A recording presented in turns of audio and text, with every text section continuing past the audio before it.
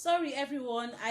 We lost ourselves. The network went really bad, but I'm sure she'll be back, and I'll be able to resume our discussions. Sorry, apologies for the hitches. Thank you, everyone, for always joining Peace Talk with Mercy. Man, I sent a friend request. No.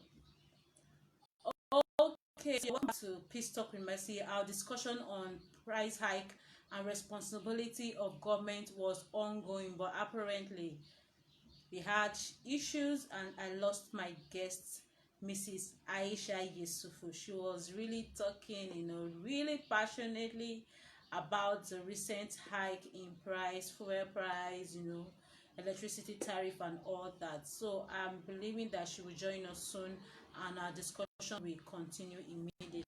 Thank you guys for joining us with Mercy. She's not in town, so I couldn't go to meet her to be in one location. I'm inviting her over on the Facebook app. I believe she will join back soon. Thank you.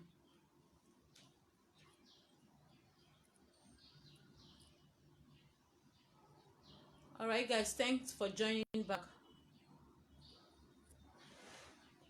I'm waiting for my guest to re-add her for the conversation to continue. We were on, apparently we had issues. She was even talking when the network went off.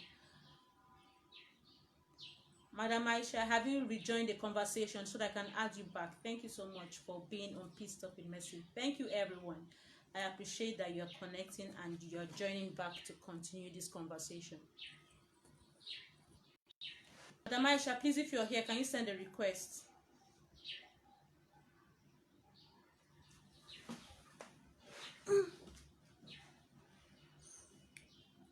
Wow.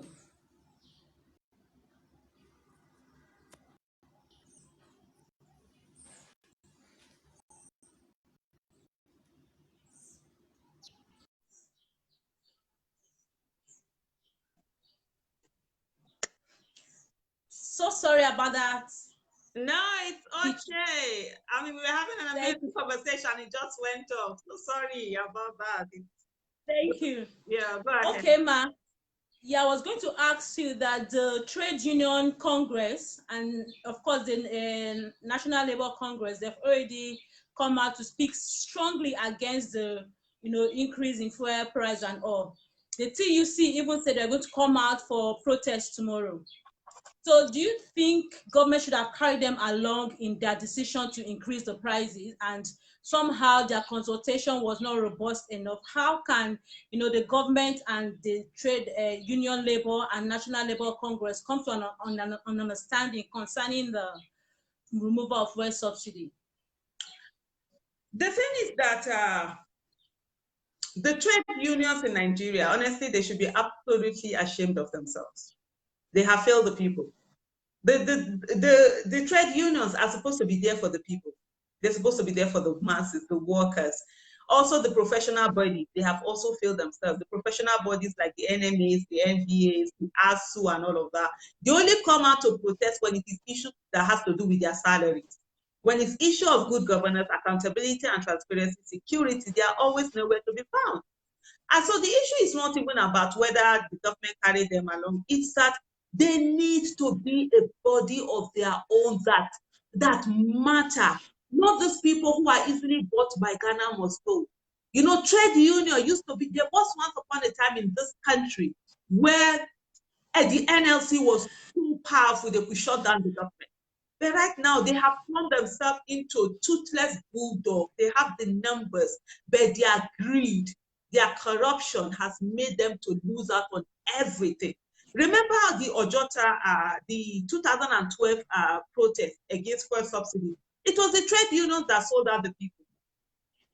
When the people were on and everything, the trade union went into this, and the next thing they went through the back, and that's why a lot of people said, people who protested in that they were sold out by the trade union.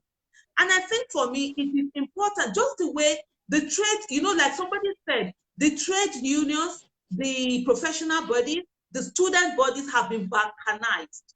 And so what did they do was to ensure that they divide them and they can't bring themselves together, and then government has an easy day. In 2000, people are right now so suspicious of the trade union that they don't even care for them when they are calling for protest. I remember in 2016, when the Buhari first increased fuel price, they came out for a protest. Nobody agreed to join them, and which was that removal of subsidy. And if the trade unions and also the professional bodies will come together and begin to do the needful, that will be great for Nigeria. But as it is, they have not put themselves in a place where they use the powers that they have. It's just like what we have with the National Assembly. The National Assembly today is almost like a toy in the hands of the executive. They are being used anyhow. We've seen a Senate president that comes out to say that anything the president wants, he will tweet for him, as if he's some sort of houseboy. When the National Assembly itself, it's an arm of government independent of the executive, and the only one that can checkmate the executive, other than the judiciary, that can pass a judgment and all of that. But yes, this is what we have. So hopefully the trade unions get themselves together and realize that their allegiance is not to their pocket and their bank account, but that their allegiance is to the people. And when there's good governance in Nigeria, you won't need to be fighting for increase in salary. And let me digress a little bit and just make this point that I've made. I see when people ask you, NUJ, what do you call this thing, NUT, NMA, NB, all of this, they come out and they are fighting over salary. They forget to fight for good governance. When you have good governance, your salary, even if it is small, you can use it for a lot of things. Many of us have our children in private schools. If there was good quality education in government schools, primary and secondary in government schools, you won't need to put your children in private schools. You won't need to be paying this humongous bill. If electricity, there was real privatization of the energy sector, and you have different companies operating all of this, and you could decide that, oh, if this person is charging me too much, I will go to another person, not the one that, oh, you are forced to use one Tisco because that's the only one that can supply you in your area. That's what will happen. You will be able to have choices to get cheaper things. If you have good housing accommodation, that decent housing, that you don't have to pay through your nose to be able to afford it, your salary will go a long way. If you have good transport system, you don't need a car. No, if people live abroad, I've been in Scotland for close to a year and I've traveled back home and back. I don't have a car, but I'm able to move decently because why? There are buses. These buses come every 10 minutes and they will come regularly. I can be on those things. If we have all of this, people will have good life. If food is cheap, if our farmers are given the right policy for them to grow, government buys their product when they have excess and there's glut in the market. Just like a few years ago, we have too much of cassava, and yet farmers were losing money because people weren't buying cassava. They had to sell them at cheap. The government did not buy up this cassava and process them and keep for the people. So what now happened? Many people didn't farm cassava, and today Gari is now the top price. So if we have all of these good policies, good governance, accountability, transparency, your small salary will go a long way. But unfortunately, what we have are this what you call them, the professional bodies and trade unions who just focus on salary increase. Minimum wage, you will see them on the street. Fight for Nigeria. They are nowhere to be found.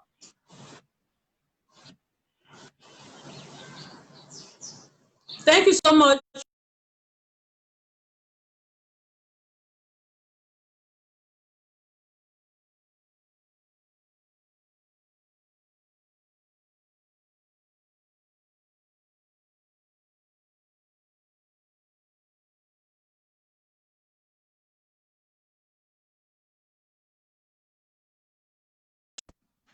Okay.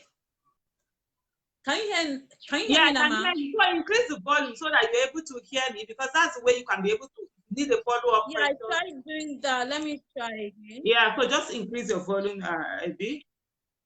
Okay, so I can hear you better now. Is the echo back? Not really. Is the echo back? No. Okay, I think so we are fine. From my end, yeah. So we are fine. Yes. Okay. I want to read this statement to you from our president, Muhammadu Buhari, concerning the recent increase in prices. They have explained. Sorry, please, I'm trying to get the statement. Okay. So government sources say that plans to deploy savings from fuel and electricity subsidies for infrastructure development as part of efforts to make life comfortable for Nigerians. Mm. Can we hold them accountable for that? Did you hear me, ma'am? Yeah, I'm hearing you. Okay. They said they hope to have some savings from the subsidy removal, and they are going to deploy the savings into infrastructural development. Can Mm. we hold the government accountable for that? From already, you can already see that the extra crude account is, going down all the time, and we are not Mm. seeing a commensurate development. Can we now Mm. hold them to their words this time around?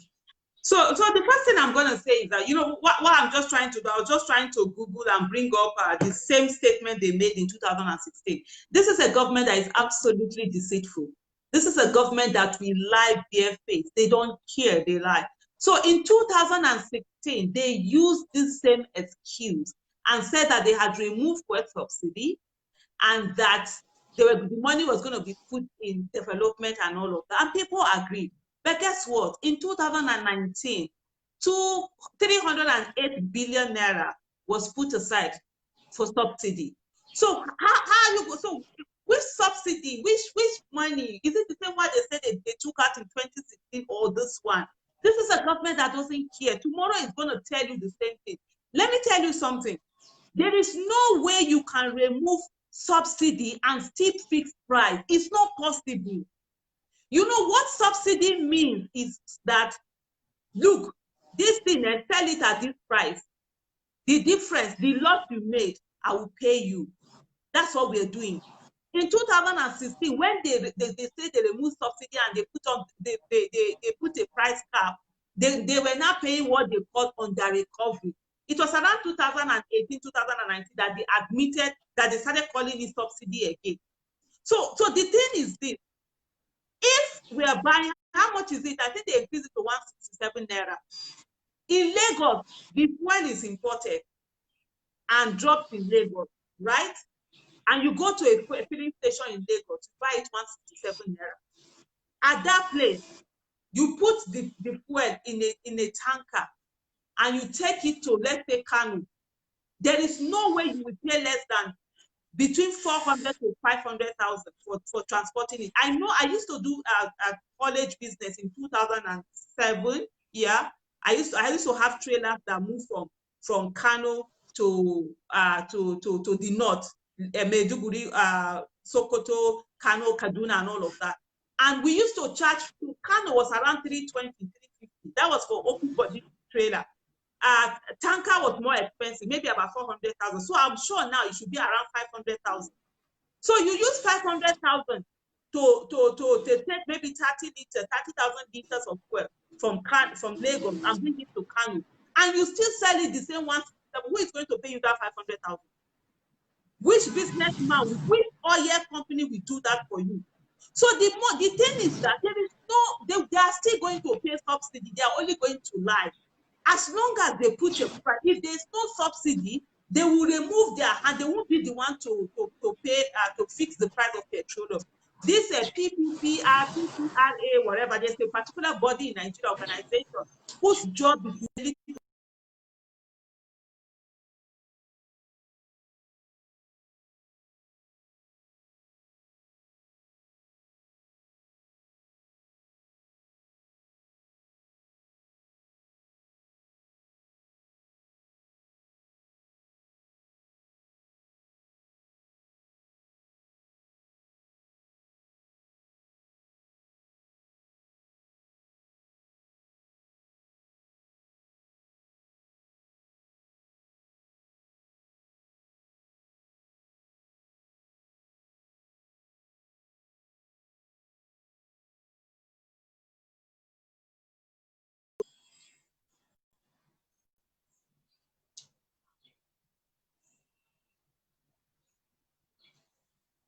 Okay, so we lost our guest again due to network hitches. All the way, from here to where she is, there's a lot of network issues. Even me, I'm struggling with network, but I'm hoping she will join back soon. Thank you guys for hanging in there with Peace Stop in Mercy. We are moving gradually, and once she comes up, we'll be concluding our discussion.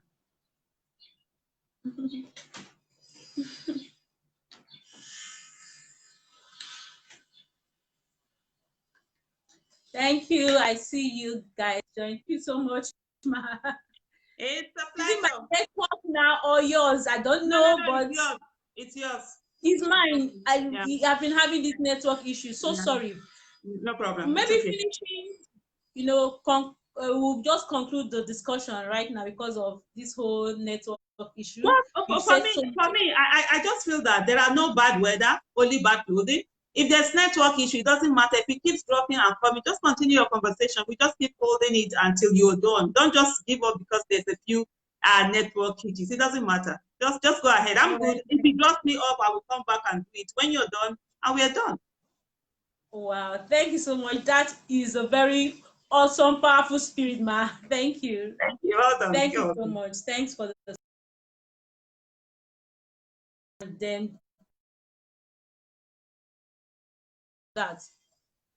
But what advice do you have for Nigerians at this time, knowing that the removal have come to stay, or whatever the hiking prices have come to stay? Economic wise, what is the advice to Nigerians how to thrive in these trying times? So my first advice to Nigerians is that Nigerians should leave God alone. Our parents, our grandparents were praying when their mates were working in other places. Nothing happened in Nigeria. Our parents were praying when their mates were working in other places. Nothing happened in Nigeria. They gave us this failed nation. We too, we are now praying. Guess what? We're going to hand over failed nation to our children, and we cannot afford to do that. Nigerians are so engrossed in prayers. They pray to God for everything, even what God has given them the capacity to do for themselves.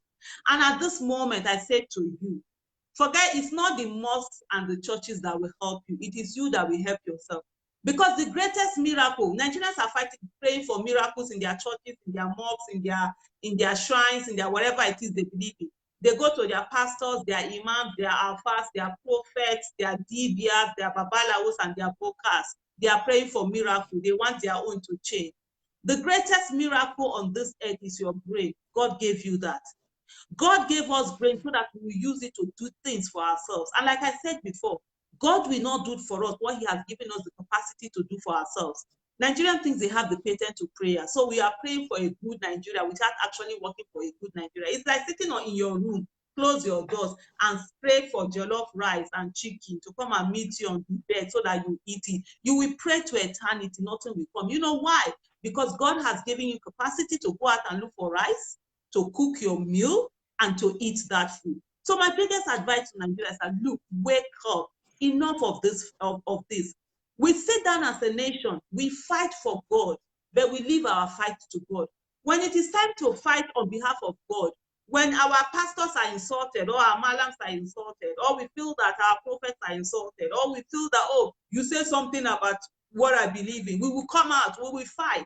Then when our rights are trampled upon, we say, oh no, God will be the one to take care of it. Are we okay like that? We're not okay like that.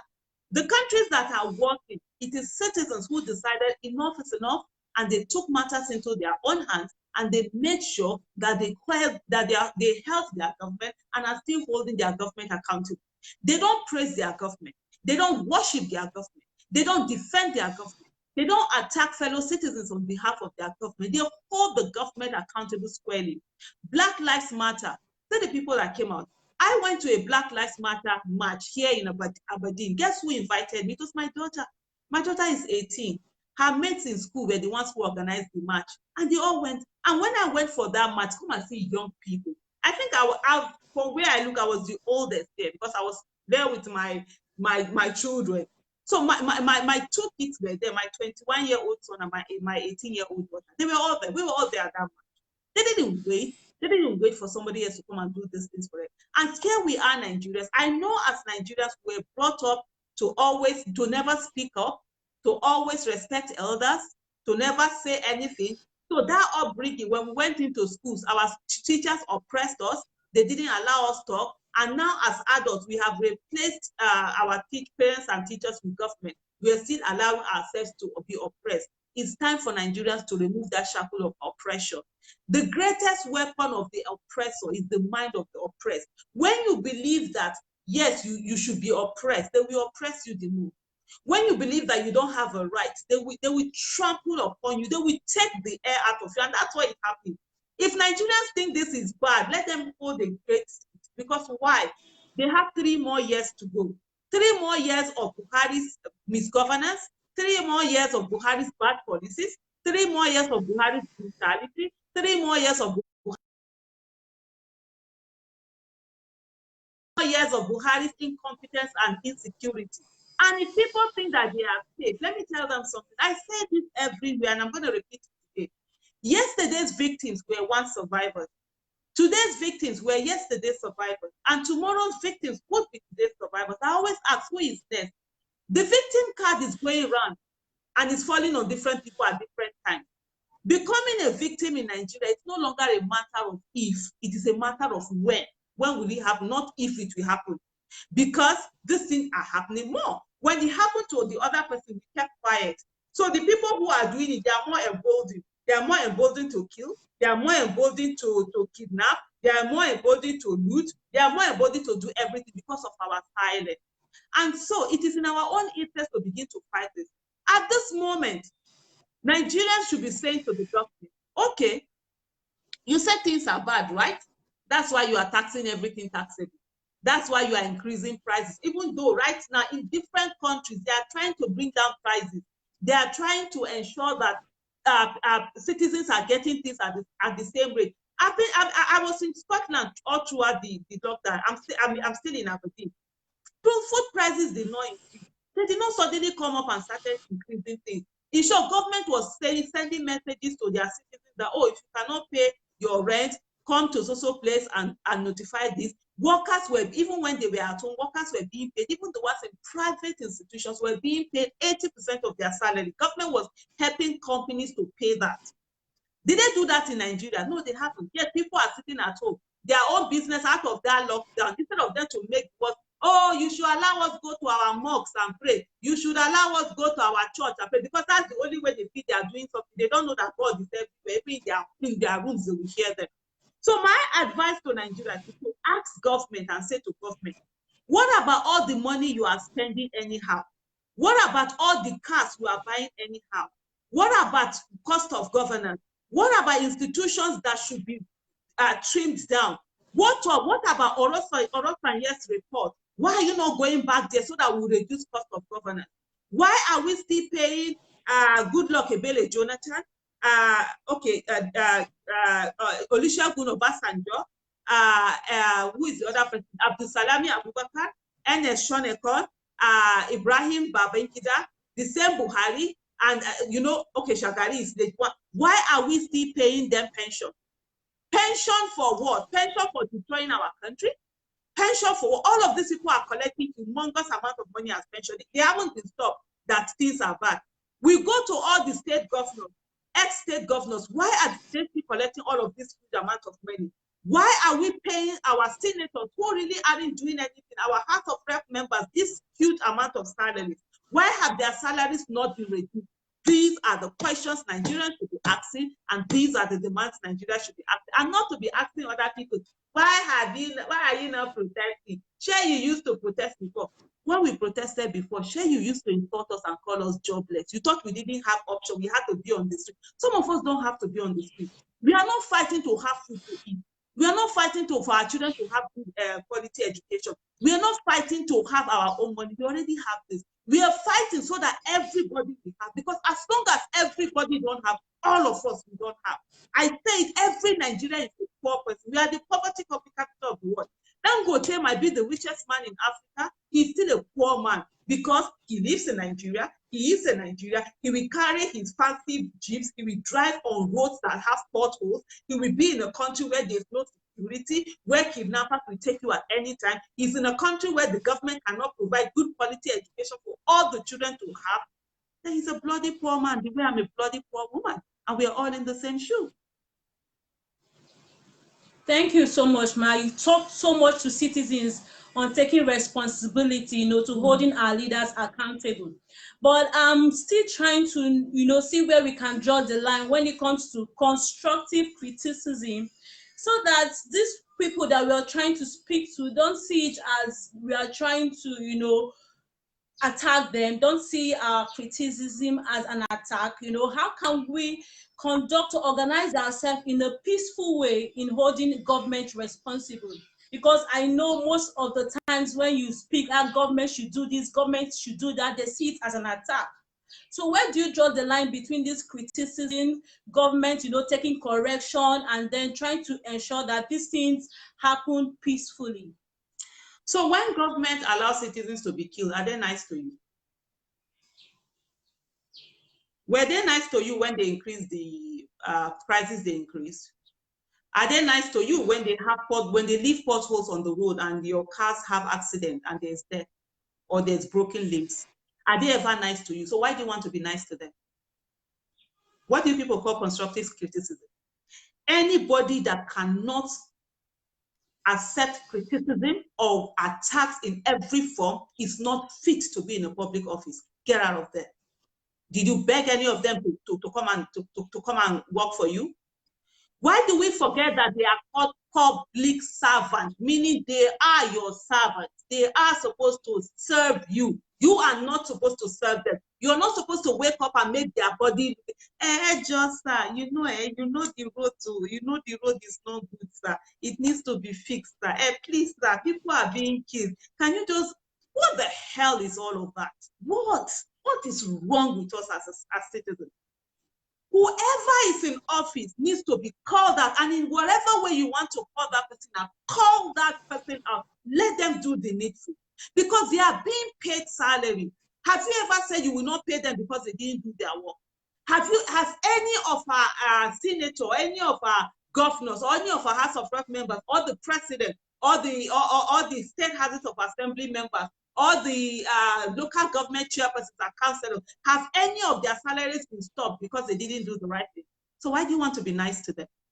Of what use is that nice to them? The issue is to make demands on them. Is this thing where we want to monopolize them? We want to give them an enabling environment for them to keep failing. We want them to, we help them abdicate their responsibility, because we think, you know what is wrong with us, and which we need to unlearn is that voices of our parents that used to say to us, oh, adults are always right. Don't interrupt adults. When they speak, just nod. Even when you know they are wrong, don't just keep quiet, don't say anything. That is what we still carry on. And I think Nigerians need to unlearn that. Unlearn it. We are citizens, we are not slaves. And so we can look at people in public office and tell them what we need to tell them and let them know our minds. Exactly.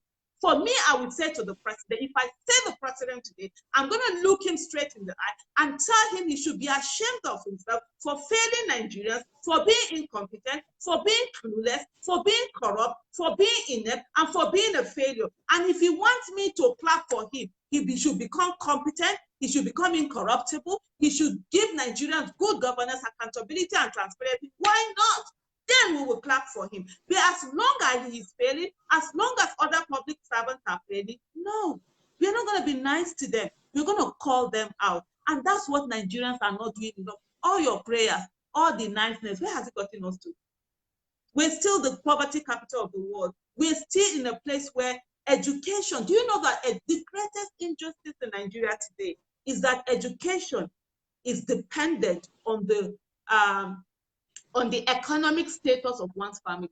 So if your families are rich, you can get quality education, and depending on how much money they have. There are schools in Nigeria where they pay up to almost $30,000 per session in Nigeria. People go there. The kind of quality education they get, the woman that is selling ugu, who can barely afford school fees of 10,000 naira for her children, she's not getting it. Is that fair? That's not fair. Because education is the enabler. The reason why I'm talking to you, Mercy, today is because I got good education. Without good education, I won't be somebody you invite to care, because I won't even know what is going on. But yet, children of the poor, they're brilliant, they have everything. They are denied this opportunity just because their parents are poor. Meanwhile, the government is supposed to give them level playing field when it comes to education. Let me give you a personal example. My son is dyslexic. Dyslexia is a learning disability.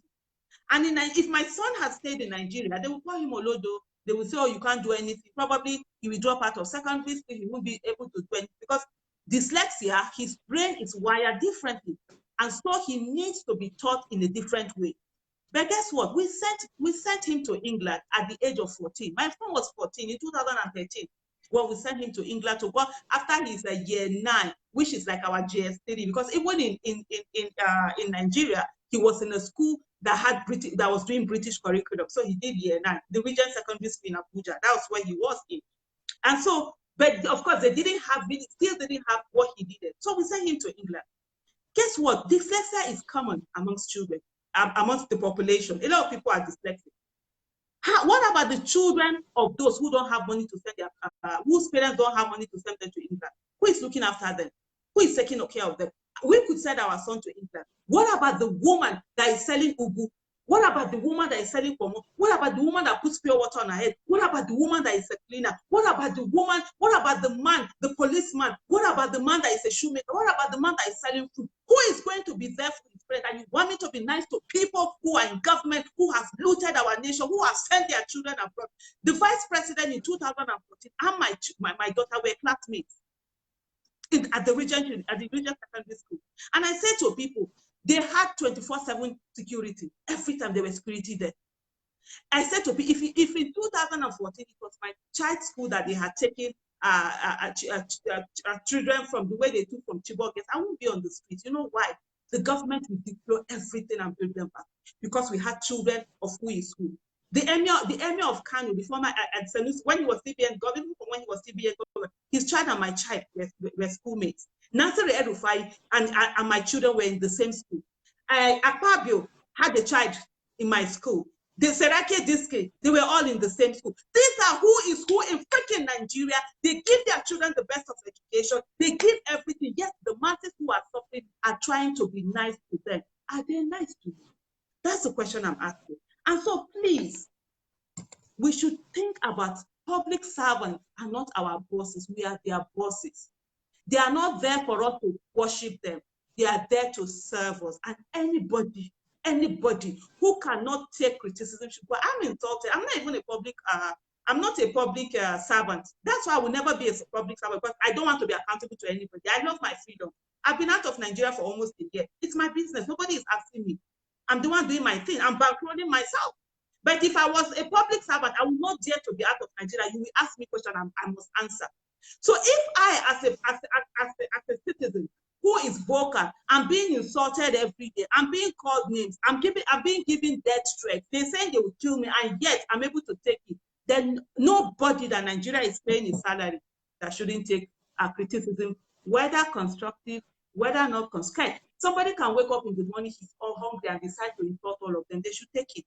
They are the ones that say they will be protected. The president, did he not cry? And when he lost election in 2011, was he not crying like a baby? General, he was crying. So why is he crying now because they're insulting him? He shouldn't cry. And one of the things I'll just round up by saying that when I call the president incompetent, clueless, corrupt, inept, and a failure, people say those are insults. Those are not insults. I will not waste my insult on the president or anyone because for me, those are statements of fact. For me, insults take away from the person who insults rather than the person who is insulted. So I don't see anybody who is that important enough that I will waste insult on those persons. So Nigerians need to know that when incompetent is not insult, you're just saying that he's not doing what he's supposed to do right. When you call somebody failure. And so many people say, oh, you know, he's old enough to be your father. And some say he's old enough to be your grandfather. And I said to them, he wasn't voted to be our father or our grandfather. He was voted to be the president of the Federal Republic of Nigeria and the commander-in-chief of the armed forces. And if he cannot do this job, he better resign and go back home. Nobody begged him to be president. He begged Nigerians for 12 years to be president. Nigerians said no until 2015. So he better do the job or get out of office. Thank you so much, Madam Aisha Yesufu. You made a very strong point that our leaders are not our bosses. We are actually their bosses. They are meant to serve us. And so they should be very open to constructive criticism. And also, anyone who is insulting, is kind of Take it. less than whoever, Take it. they're insulting. So you made very strong points there for Nigerians to take responsibility and hold leaders accountable, and for leaders to be open to, constructive criticism. And if it bothers them too much, they should do what is right for all the Yeah. citizens. Thank you so much. Before I let you go or we round up this discussion, please, I would like us to give a final word. What should be done in the immediate, to cushion the effect of these high prices for Nigerians? It's very important. I know there's a plan to build infrastructure and all of that. At least what can be done in the immediate to cushion the effect of, increase in transportation, increase in foodstuff in the market? What shouldn't the government be discussing with Nigerians, giving us words of comfort or encouragement at this time? What should the government do in the immediate? I think what the government should do immediately is to work on the cost of governance and, make it very lean. Cut out all unnecessary expenses, everything. Plug the holes of corruption. There's a lot of corruption going on in Nigeria. There's a lot of corruption going on in the government. Plug all of these things. The excess money that are being spent, you see somebody will do contract, for example, contract to bring diesel, supply diesel to airports or the airport authority, and then the person is making like 60 million naira out of the contract, and you're wondering, why are you, and the difference between how much they buy and how much they will set supply is so much, and you're wondering, why can't these people, airport authorities and all of that, why can't they just go directly to NNPC and collect this diesel at a reduced price? Why are we wasting money? So you find out that people are all of a sudden, somebody is a contractor, he's making so much money, but he's not adding value to the society. So we need to, first of all, cut the size of government. Nigeria has been in trouble for a very long time. And honest to say, it didn't start during Buhari's administration. And I see a lot of Nigerians who will say, oh, the good days of Jonathan, the recession started then, even before then. Guess what? As of that time, by the time Yaradua came, Obasanjo left quite some money in our SS food account, which was depleted during Jonathan, and then Buhari finished it. What was happening that time was that the whole money we have saved for the rainy day was brought out and people were eating it. So there was money nyafu in the system, and people thought that life was good. It's just like when you collect your salary, and if your first week you spend all your salary, guess what will happen? You will enjoy, you will do big man things, but the remaining 3 weeks you are going to suffer. That's what is happening to Nigerians today. And when this government came in, it ought to have said, look, even in 2015, when this government was coming, I said, look, we are going to suffer, but after the suffering, we will get the things right. But guess what? We are suffering, but they are not getting anything right. They are not getting policies right, nothing like that. So the first thing there's no immediate pushing it, because we don't even have money that can be used to say, okay, let's give people, for example, give Nigerians certain amount of money. They say they need that, but I don't know whether you know anybody who collected the COVID-19 money from government. I don't know of the poor people they say they shared to, because this is what we're supposed to be. And government should have said, who are the tax-paying Nigerians? At least you will know people who pay tax. Then give them this incentive. Those that don't pay tax, you say to them, sorry, you don't pay tax, so you're not going to get this. This is for people who are paying tax, but they haven't. They haven't done that. So for me, the immediate should be one, reduction in the salaries of drastic reduction from 70% of public politicians, the ones in office, elected officials, and then appointees. The payment of what do you call this thing now? Subsidy? No. When somebody retires, what do they pension? The payment of that pension to all former head of state, all former state governors should be stopped till further notice, because we have an emergency. That money, the nation needs it. These are some of the things that the government should be looking at and doing and ensuring it gets there.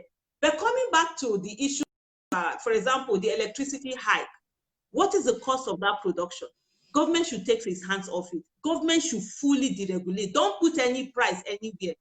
Leave the market forces to take it. Who is controlling the price of GSM? Who is controlling how much we pay for data? Nobody is. The market forces is controlling it. If, for example, MTN is too expensive, I'll just carry my two left legs and go to Glo.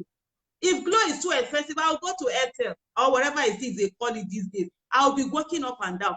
Remember when we started having GSM, it was very expensive.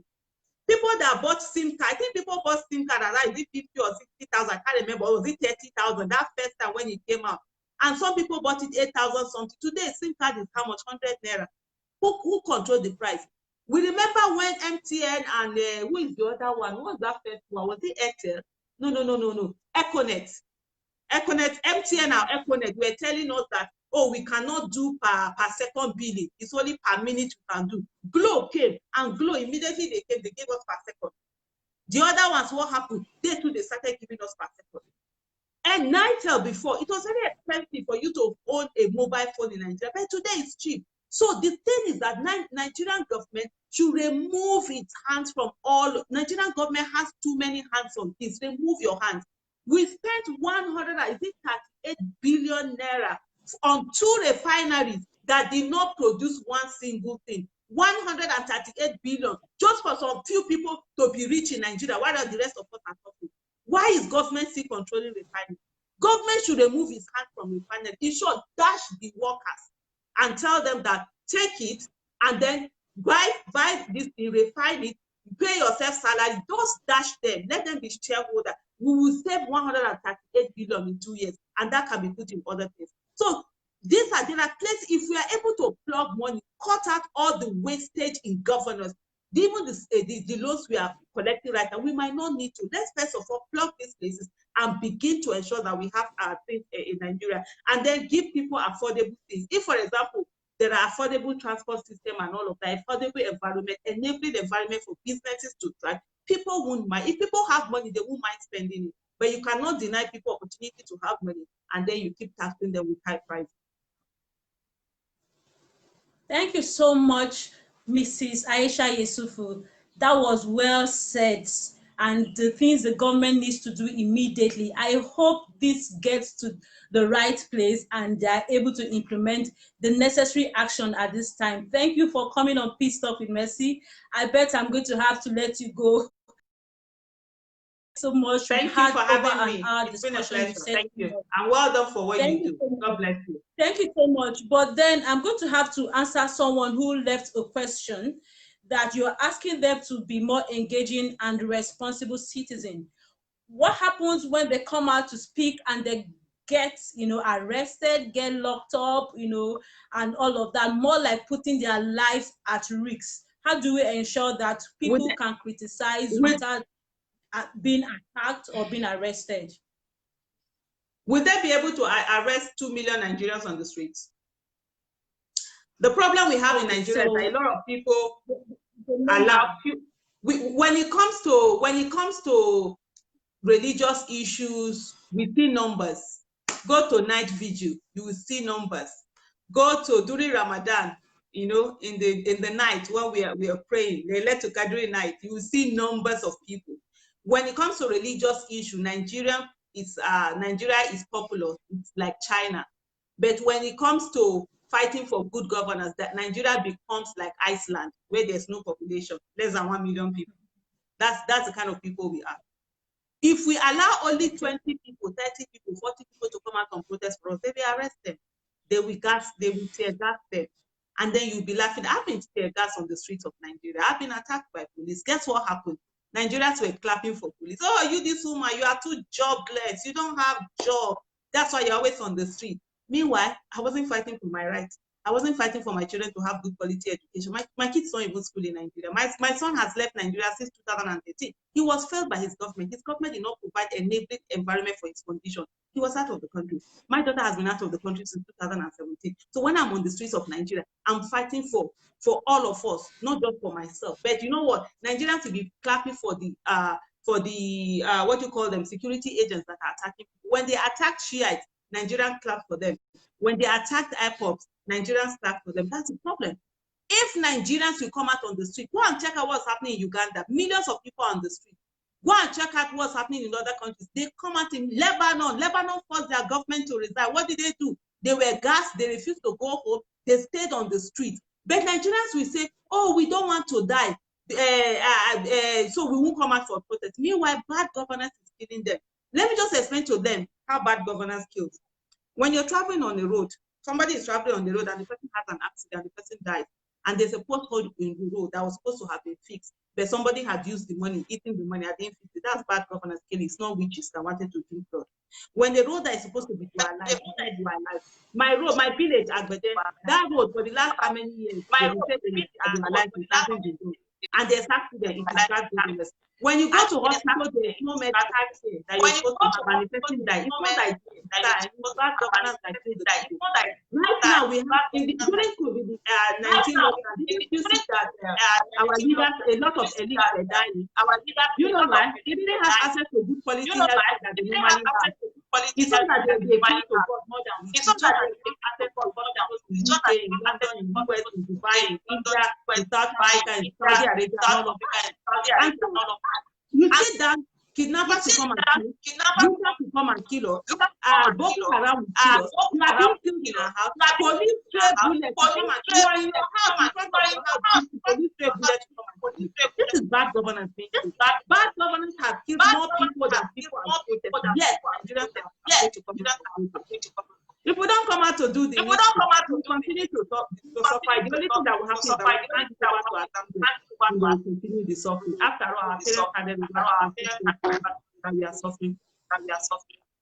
Thank you so much, Mrs. Aisha Yesufu. It's amazing again having you on Peace Talk in Mercy. I am so grateful you honor this invitation. But it's Peace Talk in Mercy, so I would always love to live on the note of peace. What, in a line or two, what is your word or message of peace to every Nigerian government, citizens, and the rest? A line or two, word of peace. So my father brought me up with should I call it a motto? I was brought up on the fact that if you want peace, be prepared for war. That's just the thing. If we want to have peace in Nigeria, we must ensure that I didn't get that. I think my father brought us up saying that if we want peace, we should be prepared for war. That way, everybody stays on their own lane and know that it's better to be peaceful. Yeah. When you stay down and think that you will not speak up, you will not do anything, you will never have that peace. Peace for me is for you, every one of us, to know that the right we have, every other person has, and that we should treat each other people where we want people. And we must never see ourselves better than anybody, that we are the same, no matter what educational qualification or economic status that we are in. So the thing is that without justice, there can never be peace. And so we must ensure there's justice in Nigeria so that there's peace. I don't know whether you got that last part. I didn't hear the last part. Okay, so I said without justice, there can never be peace. So we must ensure that in Nigeria, we have justice so that we will have peace. Without justice in Nigeria. Oh, okay, so let me I just remember this Mala Aminu Kano speech that said, okay, Nigeria we know no peace until the son of nobody can become somebody without knowing anybody. Wow, until the son of nobody can become somebody without knowing anybody. Did I get that? Yes. Yes. Whoa, thank you so much. And on that note, that is the discussion on Peace Talk with Mercy today.